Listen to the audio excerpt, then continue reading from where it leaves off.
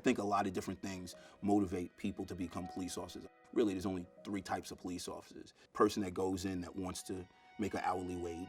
The other person wants to be a hero. And the other person wants to fix things. I identified myself early. I wanted to be a hero. I would have done anything to be a hero.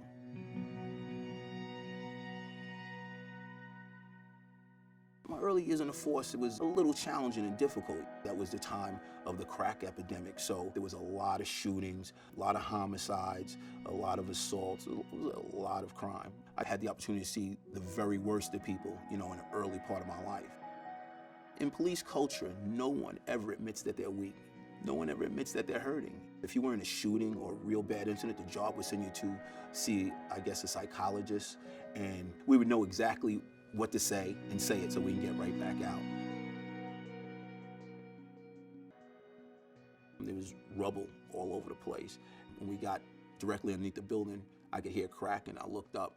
We went over to the side of a building, we held onto the building. I could feel the debris brush by us. So we went in and we started the recovery mission. We searched through that rubble forever that day. I've never felt so more defeated. I wanted to be in emergency service because, again, I wanted to be the hero and I wanted to rescue people, and I rescued no one. That hurt me. That hurt me bad. We spent a couple of months there sifting through things, recovering unidentifiable people, carrying out our co-workers who had been there.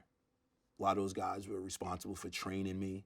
A lot of those guys I worked with, and we left those guys. We left them, and then it was over.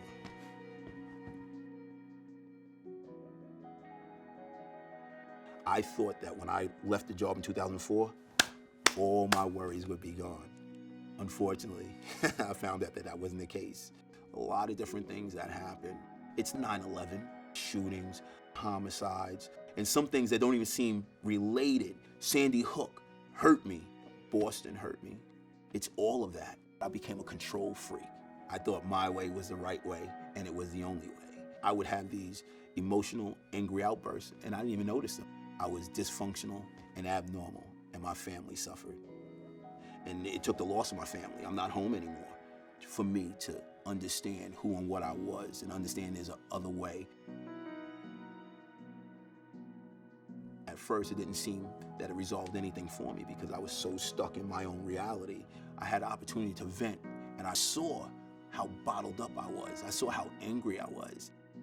This mental trauma is different. Bones heal quickly, but your brain? 9/11 is how long ago? And I still miss my friends. I still feel responsible, like I left them there. It's natural when you see trauma to experience pain. That's normal.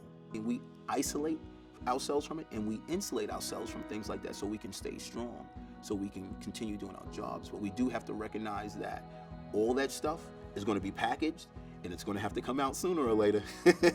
So we should learn about diets and about exercise early in our career so we can manage that stuff while we're going through.